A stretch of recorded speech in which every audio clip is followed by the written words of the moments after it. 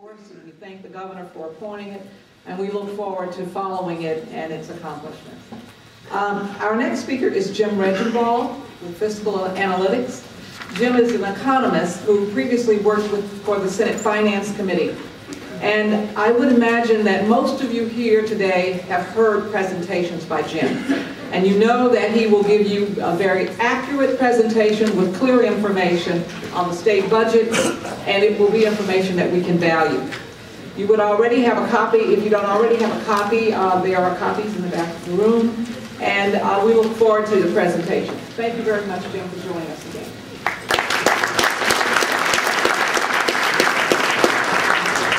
Good afternoon.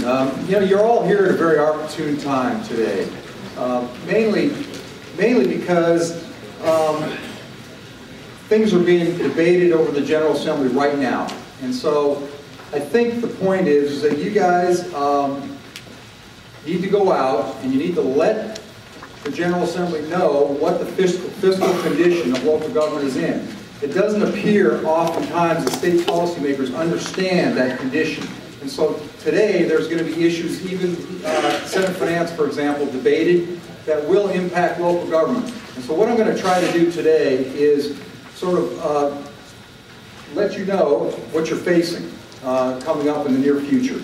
And you can use this information across the street to let the legislators know what kind of condition you guys are in and what they can do. And I'll give you some examples.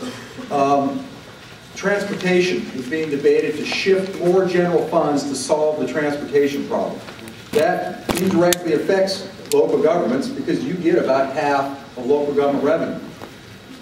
Another key issue that's being debated is a machinery and tools tax. They want to reduce machinery and tools tax on the first 3 years of new equipment, which could cost local governments $45 million. Thirdly, they want to increase your costs by passing eminent domain constitutional amendments that would increase costs for local government. So these kinds of policies indicate to me that members of the General Assembly and the governor don't actually understand the condition that you are in, the local governments which are the primary service delivery elements of government. And so I want to give you a little bit of information to take with you over there. This first chart, what it shows you is how we've shifted much more to relying on non-general funds. And that reflects fees, it reflects tuition payments and fees for institutions of higher education, and reflects a lot more federal funds. We're relying on that as opposed to the general fund, which is money that goes to localities. The second point this chart shows you is that the general fund is really not growing at the same rate as the economy. And why is it not growing as fast as the economy? Because of policies that our people across the street make. For example, I'm going to show you a little later of all the tax reductions that have occurred to lower the general fund tax base. And things that are hidden. For example, being debated, you might have heard this on the news, is whether internet sales ought to be applied, ought to be collected by internet providers. Those all are things that impact the growth of the general fund. If you're not collecting sales taxes on an element of the economy that's growing rapidly, your general fund is not going to keep pace with that growth and with personal income. And so, the part of the tax system that provides funds to local government is actually growing quite a bit slower than the rest of the economy. So, as the state has been having to push, because these general funds are growing slower, push it out to other payers, tuition and fees for students, the federal government providing much more support for health care. The third element is that they're not able to provide the support to local governments, in that they put it on you to have to put the money up to provide the service. And so you'll see if over time the percent of the state's general fund going to help localities has declined from 33 to 29%. That's a direct reflection of them pushing those responsibilities out to local government. And I reiterate that, if you look at the very bottom of this chart, you'll see the percentage of the total general funds going to localities. It's dropped from 52% to, in the introduced bill, it goes from 45% in this current year to below that in the next 2 years, the next biennium. So they're not restoring funding as a percent of the general fund. It continues to go down even with the new introduced bill. And you know that local governments have their own problems. The real estate recession is really still hitting full force on local governments. You don't have the revenues available to help solve this problem. In fact, Neil Minks keeps reminding me that the survey that sort of shows the upturn in fiscal 12 may be too optimistic. That survey was done in the summer, and as assessments have been coming in throughout the Commonwealth of local government for real estate, they don't even look this good. And so it may be that may be optimistic that we start having positive revenue growth without tax increases. Just want to reiterate that local governments need a mix of revenues. We already rely heavily on the real estate tax, and for state policymakers to try to remove some of that mix, for example, by freezing B-poll rates, by freezing the B-poll, there's a bill in the House to do that, to cutting M&T taxes, that puts even more burden on the real estate, obviously. And of course, a lot of the things you have to spend your money on are mandated by the state. The last presenter talked about state mandates and how many mandates are on public education. Well, the bulk of your total expenditures are for public education. Many of those other items on there are mandated as well. What I want to show you with this chart is, okay, the introduced budget that the governor put in that's being debated by the money committees. Where's the spending going? Well, the spending, as you can see, I highlighted a few key ones. The spending going, we've been floating a lot more debt to help solve our problems during this recession. We don't have a pay-as-you-go capital program anymore. Well, that's coming home to roost. It's going to require $51 million more of general funds to pay debt service from 12 to 13. And that's a huge increase. We also are not removing monies from the rainy day fund. We're having to put it back in. That's taking money away. And that's going to continue out into for at least the next 6 years if revenue forecasts come in as we expect. So money's not going to go into programs. It's going to be going into the bank. You see the number here for the additional funds from 12 to 13 for public education. But the vast majority of that, 170 million of that, is for increased VRS retirement contributions. So again, it's going to the bank. It's really not going to put back into the programs. And in fact, look down here, they need to restore funding for higher education. And they've got to continue paying for Medicaid. And the interesting thing about the Medicaid number is that's more than public ed first, even though the total pie is a less percentage. But Medicaid is growing so much faster that it continues to eat up more of the general fund. And in fact, that $240 million is without any inflation adjustments for providers. That was a move that's been proposed to save money. So that $240 million is without any inflation to hospitals and doctors and dentists who provide Medicaid services and long-term care facilities. So that just goes to show you that how fast Medicaid is eating up our general fund budget and where the money's having to go. As I said, this shows you the introduced budget proposal for public education. It's almost all retirement contributions.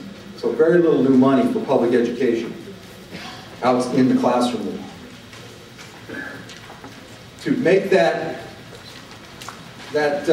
round peg go into that square hole, in other words, not enough money to satisfy all the demands of current services, the governor had to propose several policy adjustments to K-12 funding and to save money. And this chart shows you the amounts of money that he had to cut, about $300 million over the biennium from current service practices to the next biennium to save enough money to balance his budget. And of course, that's money that is going to probably be lost continuing going forward. Once they seem to cut it, they don't seem to put it back very quickly.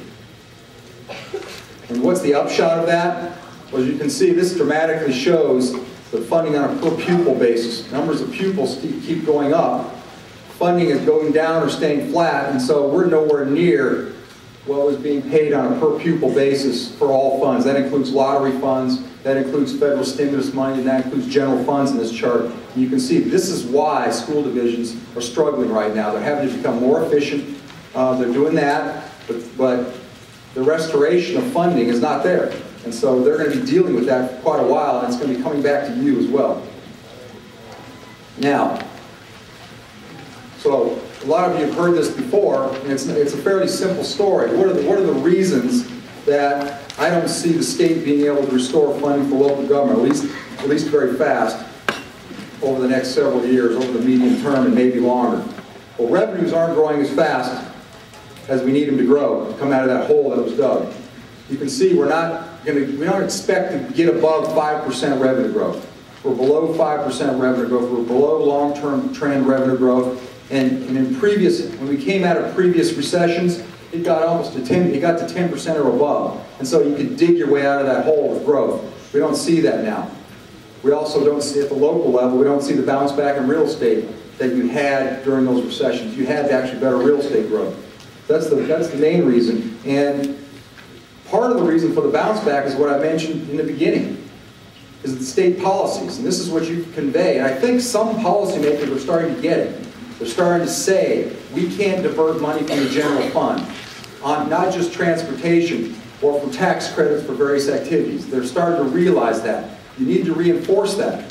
We need economic growth, right, but you also need the general fund to support those activities which are the underlying basis for long-term economic growth, such as education and good health care. And this chart shows you that over time, even though we had a tax increase in 2005, they've surrounded it with changes to the general fund base that have reduced taxes to that fund by $1 billion over the biennium. And all these things they're very well aware of, if you remind them. They're very well aware that they've done that. For example, in 2007, they shifted recordation taxes and insurance premiums to help try to solve the transportation problem. So they've already done that. They're going back to that well again. The proposal is, by 2020, to shift up to $500 million of general funds to the transportation if the governor's plan is adopted. Over $500 million would be transferred. The retirement system, you know that the rates have gone up. And the point here is that, yes, the state is having to put money into it, to the tune of $170 million a year for teachers, for example, but you can double those figures at the local level. You can double that. So in other words, about $350 million a year is going to come from you, from these rates, to pay for teacher retirement. That doesn't count the higher rates for your own local government employees. That's hitting you at the same time the state can't provide its share of funding. This chart, I think, shows fairly dramatically how the shift in state policy is working. And if you'll see that this compares the introduced budget for the next biennium of the governor to the budget in 06-08, right before the recession. And what it shows you is that there's a $2.4 million more going to Medicaid now in this introduced budget than there was in 06-08. $2.4 billion more. Well, look at public ed. There's literally $1.1 billion less money in this upcoming biennium appropriated by the state than there was in 06-08. Again, dramatically shows you why there's some struggling at the local level. And our policies of using more and more debt, of maxing out on sort of our credit card. We're basically maxed out on our 5% that we're allowing ourselves to try to keep our AAA. That's costing us $500+ million more now than it was in that biennium. So we're having to use it to pay our debt. If we keep doing that, it's going to keep going up, that bill. Another way to show you the percentage of the monies in the general fund going to Medicaid, they're starting to converge with K-12. It's eating up more and more of our funding. Another reason why I don't see them being able to restore funding for local programs. It's going to continue going to Medicaid, and this really doesn't even take into account the policy changes that are going to occur if the new health care plan goes into effect in 2014 and we have 400,000 plus more Medicaid recipients in Virginia. We don't have one-time revenue sources, and you're probably experiencing that at the local government level as well. You're using up your reserves, you're using up the sources that you've saved up, and the mechanisms you've had. You've delayed capital, you've quit purchasing equipment, you've done a lot of that stuff, and so that's all done at the state level as well. In fact, it's reversing as we described. They're having to put money into the rainy day fund. They're having to raise retirement rates. So it's actually exacerbating the problem coming out of it. Here's the picture on debt. It's pretty stark how our general fund is now having to be used for debt service as opposed to programs, because in moving away from pay-as-you-go, we still have a capital program. We've been borrowing. We've been borrowing for a lot of things, and so this is now showing up dramatically in our debt service payments. And the last two numbers are what's in the governor's introduced budget, so none of these numbers are made up. Now, to the proposals for transportation. The governor had a proposal where he wanted to divert a quarter-cent of the sales tax. By 2020, it's $110 million in the biennium now. By 2020, it's $330 million a year, if that goes through. $330 million a year. That's still in the House plan, as far as I know. The Senate, they'll be talking about that more. We think the Senate might remove that, but that is definitely still in play. And they also want to do several other things that would divert general funds. Now, and we add them all up, in the interest of time, it could be easily in a year well over $500 million to try to help the transportation problem, which we know is great, it needs to be solved, but as I'm describing, the general fund has its own issues, and that's the main source of local government funding, the general fund. So, the conclusion is sort of where I started, is state policymakers, you need to stay on them to understand your fiscal condition, and that diverting more monies from the general fund for other uses, like transportation, don't really fly, and that removing some of your own revenue sources in this kind of period doesn't make sense, and it also doesn't make sense to increase costs. When you have a transportation problem, let's increase costs to make it cost more for transportation. That makes a lot of sense, doesn't it? No. And also, any other things you do at local government, you require, development. Eminent domain would increase those costs. It doesn't make sense when you're under this fiscal pressure. So anyhow, I hope that gives you a little bit of flavor you can take with you this afternoon.